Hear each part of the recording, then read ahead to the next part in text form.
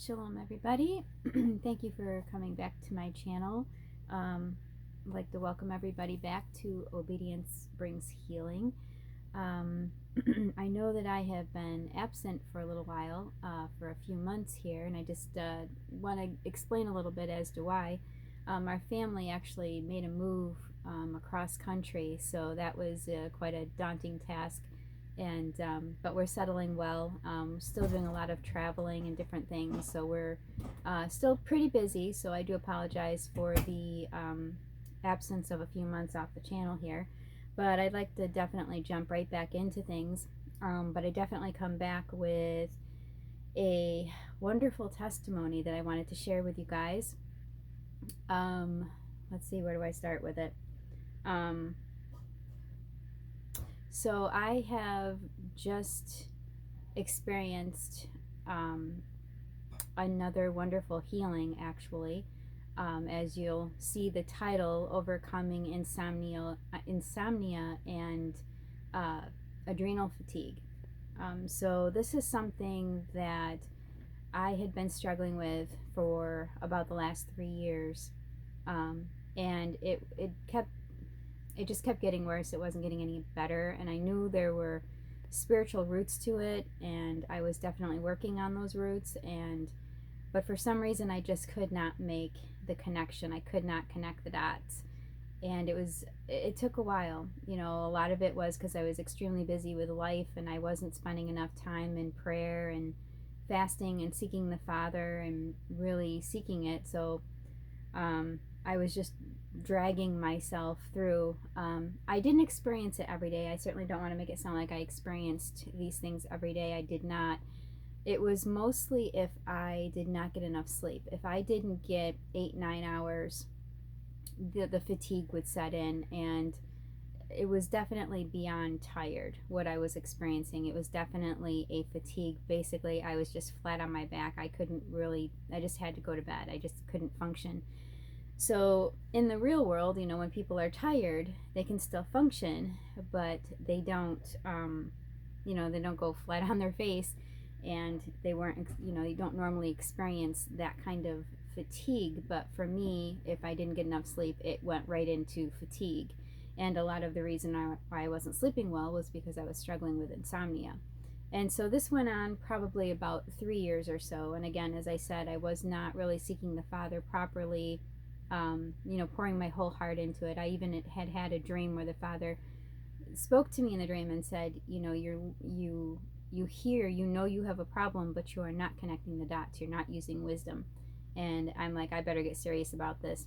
And to make a long story short, my 2 teens and I, we had to travel, and my husband was out of town, and we had to travel to go meet him. And I knew I had to get enough sleep the night before because we had a long drive ahead of us. And lo and behold, I laid there hour after hour after hour, and finally I just couldn't take it anymore. I got down on my face, literally on the floor, and just poured my heart out before the Father and asked him, please, please show me. I know the spiritual roots, but I'm not making the connection. And this is where a lot of people struggle with. They feel like, well, that doesn't apply to me. They get very discouraged, and they'll just, this stuff it doesn't work. This is not true. I definitely am a living, breathing testimony that many times we just don't see the root. We don't see where this is affecting us. So anyways, I got down on my face, I prayed. I'm like, Father, I have to be up in 3 hours. I am not going to make it. And, well, as I was laying there in bed crying and upset that I couldn't get to sleep, he started to reveal to me. I finally, I guess I brought my soul to a place of just quiet and listening to the Spirit, to the Ruach. And finally, I began to hear him speak to me and say, this is where you're having a problem. And I wept. I wept.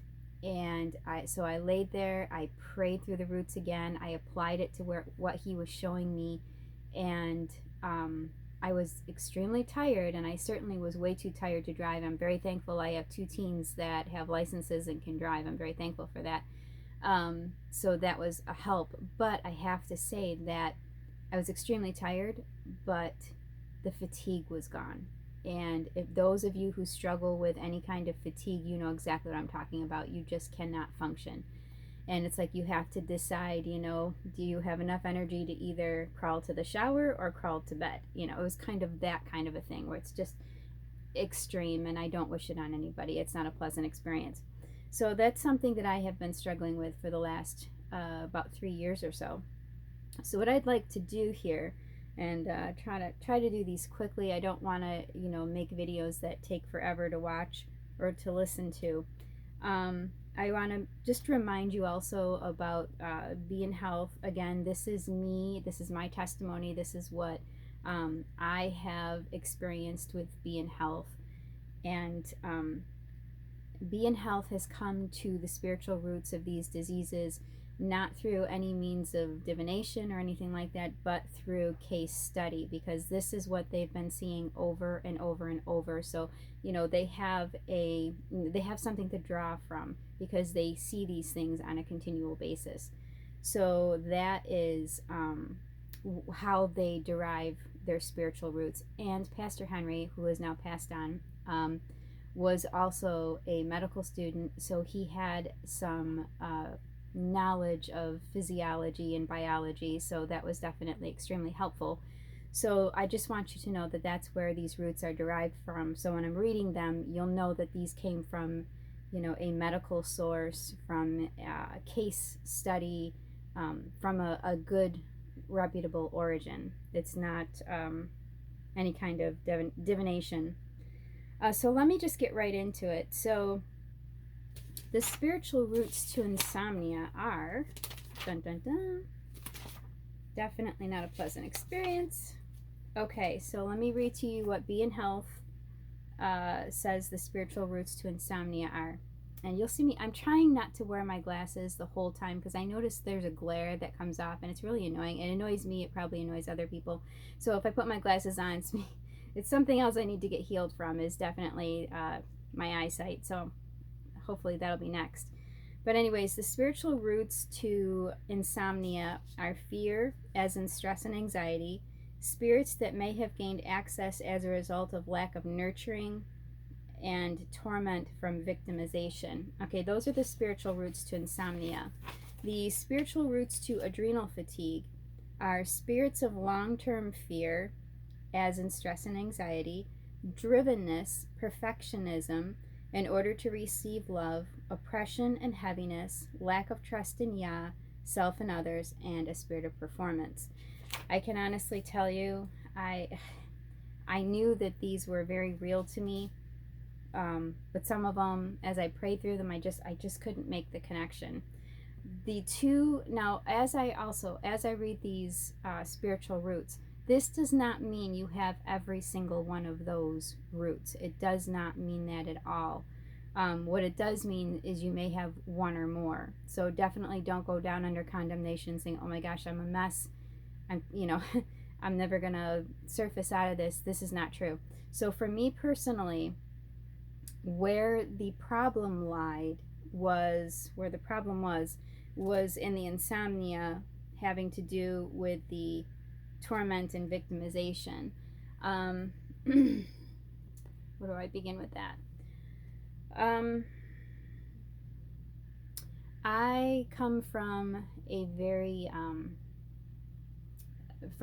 abusive background, unfortunately, and as I'm sharing this with you, please know that I have definitely been healed of much of this. I completely have forgiven my mother and my father. Most of the abuse came from my mother. My mother herself was abused, abandoned by her father. Her mother was an alcoholic. I mean, this is generational stuff. So when I share this, I'm sharing this so that you have something to reference. I'm not sharing this because I haven't been healed of it, or I'm dwelling on it, because I certainly have not. But unfortunately, our negative experiences also train us how to react. And some of these, even though we've been completely healed of these things, and we don't dwell on them, we can talk about them without having any kind of inner turmoil. Sometimes these things, when they show up in your life, they can trigger you and send you back into an old response. And if you're not on that and you're not catching yourself in it, your body will respond. So your body has a physiological response to every thought that you have.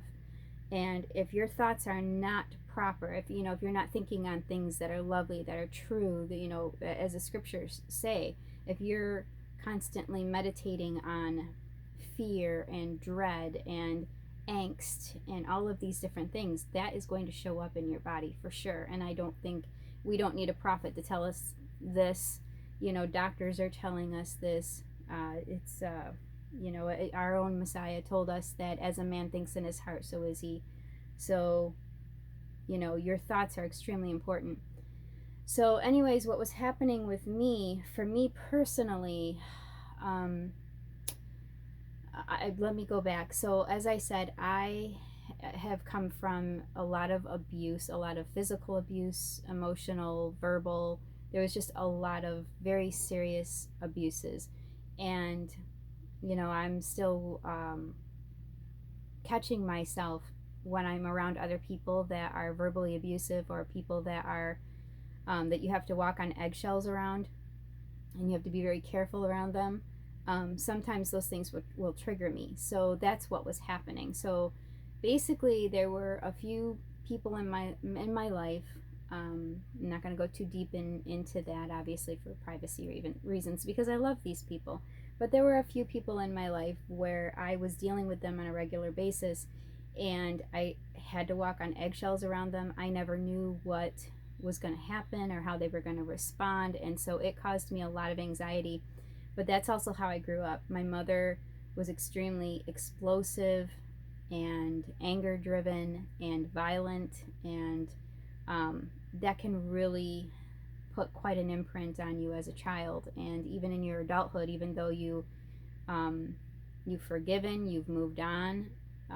When you are surrounded by people like that, or you have to be in the presence of people like that on a regular basis, it can send you back into a trigger. And that's what happened. What was going on with me.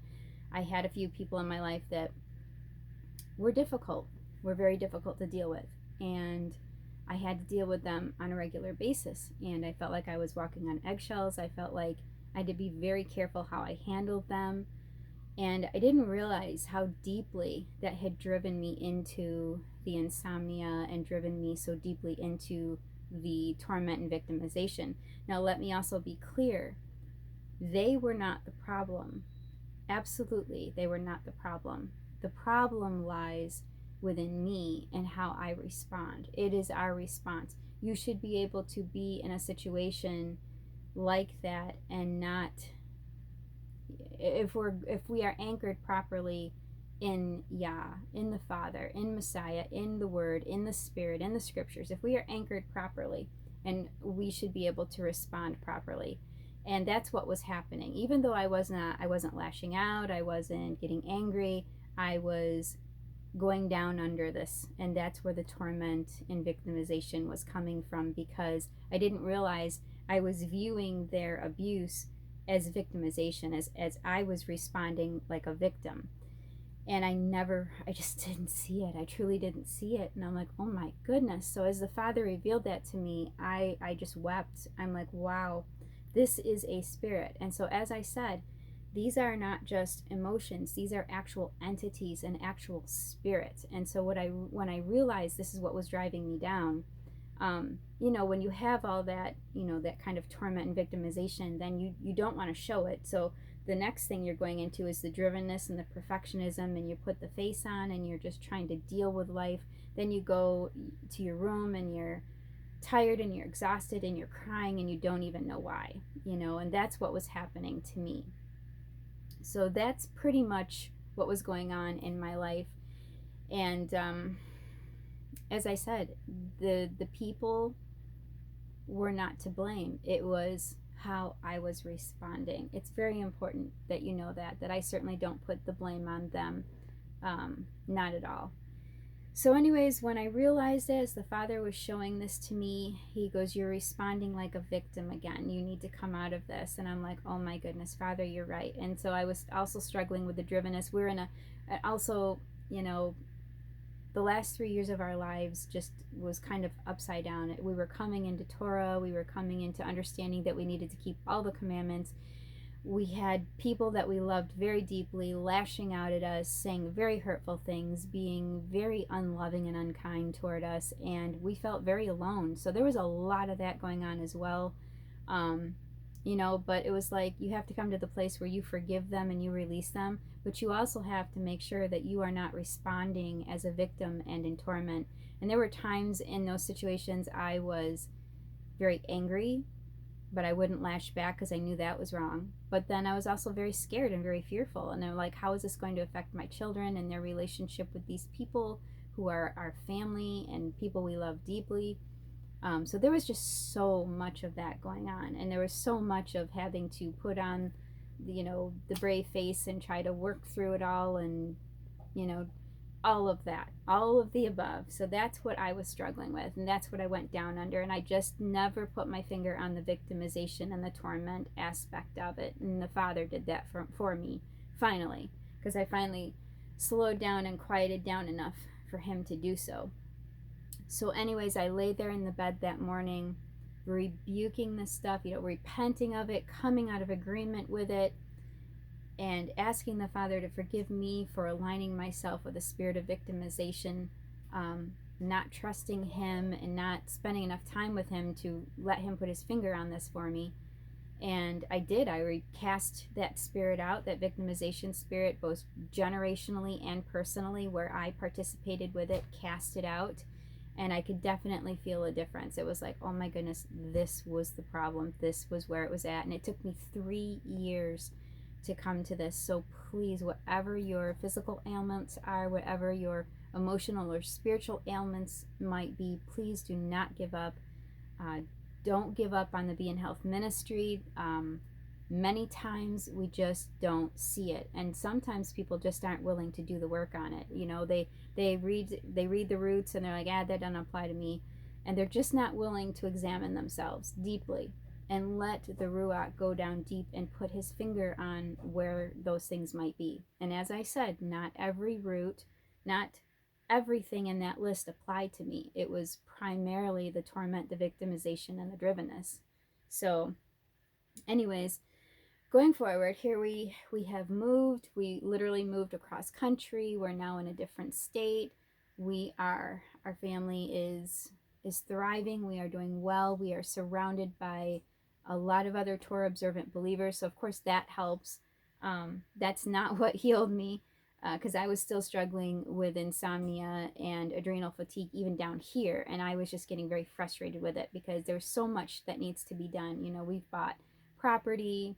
We are building structures and homes and buying animals and learning husbandry. We are doing all these new different things, and I cannot be stuck in bed half the day, so I got very frustrated and finally got to the place where I was willing to just really slow down and pour my heart out before the Father and humble myself and ask Him, please show me where I need to address these issues, because I know this is spiritual. And He even told me, I could hear Him speaking to me. He says, there is nothing wrong with your adrenals. That doesn't mean my adrenals weren't being affected. It just meant that biologically, physiologically, there was nothing wrong with my adrenals. This was completely spiritual. And it was a spirit of heaviness and oppression just from everything that I had been through. And so I prayed through that, and I can honestly tell you, let me see, that was about a month and a half ago. I am probably about almost 2 full months, about 2 full months into having no adrenal fatigue and very little insomnia. Now, does that mean that I sleep really well every single night? No. But what it does mean is if I do have a night, now I am sleeping better. If I do have a night where I'm, not sleeping that well, or I don't get that many hours of sleep, I can still get up and function and go do what I need to do. Am I tired? Yes, I am. But I'm not flat on my face and I'm not flat on my back. So that's the difference. And again, as I said, those of you who have experienced fatigue, you know exactly what I'm talking about. You just cannot push through fatigue. You can push through tired. You can't push through fatigue. It's just, for me personally, it was, if when I did try to push through, I got very physically sick and ended up on my back anyway. So I just knew, don't push through that. But now the spirits that were causing that were afflicting me with that because of my wrong thinking and because of my triggers growing up, you know, and the things that, you know, people were pushing me back into. Forgive me, I don't mean people were pushing me back into. I was allowing myself to be pushed back into that victimization corner again. And I needed to come out of that. And a lot of that, you know, the victimization and all comes out of a place of fear, a fear of man, fear of failing people, fear of people yelling at you, fear, you know, all those things, you know. So I struggled with a lot of that growing up because of, you know, my mother and the abusive nature of my upbringing. So anyway, so that's pretty much how I overcame that. And again, it took me 3 years to overcome that. So this did not happen overnight, very obviously. And there are other things that I'm still working on. You know, I would like to have my eyes healed. What else am I working on? What else am I working on? I don't know. Right now, I really find the eye situation very annoying. And I have heard several testimonies of, there was a lady at beinhealth. She worked on the ministry staff for many years. I think she was in her 70s. And she went from legally blind to 20/20 vision in her 70s. So that is an amazing testimony. So I want to put that out there to encourage anyone who's struggling with, you know, eyesight issues as I am. That's something that I definitely want to work on. And so I think in life we're always dealing with things. You think that once you're healed, you know, you're never going to have another problem ever again. And the other day I was kind of having a funny private conversation with the Father, and I said, I feel like my life is like whack-a-mole. I feel like I'm living whack-a-mole. I whack one and one pops up someplace else. And it's like, you know, this is life. Real life. This is actual real life, you know. But if we stay close to the Father and we are walking in the Spirit and we're in the Word, He will show us. He will show us how to come out of these things. You know, I am not an absolutely sinless, perfect human being. You know, I sometimes respond to things in a negative way for too long, and then it shows up physiologically. So, but anyway, so that's pretty much what I wanted to say about that. Let me see. Okay, yes. So I wanted to share that testimony, and I hope you found that encouraging. I'm getting ready to do another video. In my previous video that I did, I was explaining to you toward the very end of it, I was talking about, you know, touch not the unclean thing. And I was discussing, you know, the pagan holidays and all of those different things. But then I felt led of the Spirit to, in my next video, I want to talk about what it means where it says in the scriptures, you know, touch not the unclean thing and I will receive you unto myself. That's in the New Testament. I want to go deeper into that and discuss that a little more about what does it mean unclean, what things are unclean, because it's the Torah itself, the Old Testament, if you will, that that defines what is unclean, and that's where we need to go. Excuse me. When the apostles were writing their letters and writing all of these things, they didn't have a New Testament to reference. All they had was the Torah itself. And so when that was written by the inspiration of the Ruach HaKodesh, the definition of unclean was in the Torah. So anyways, so that's going to be the next video that I do, Yah willing. So anyways, I hope you found this encouraging. I hope that, you know, if you are struggling with anything, that you will just be honest with the Father, pour your heart out before Him. He loves you. He cares about you. Messiah did not die in vain. You know, He didn't rise in vain. When He said there's healing and He told us greater things will you do because I go unto the Father, He wasn't kidding, you know. And these are you know, in my opinion, minor things. You know, I mean, there are greater things left to be done if we would have the faith and lean into Him and trust Him. So I hope this blessed you, and may the Father shine upon you His grace, His love, and anyways, I will see you all in my next upload, and have a wonderful and blessed day.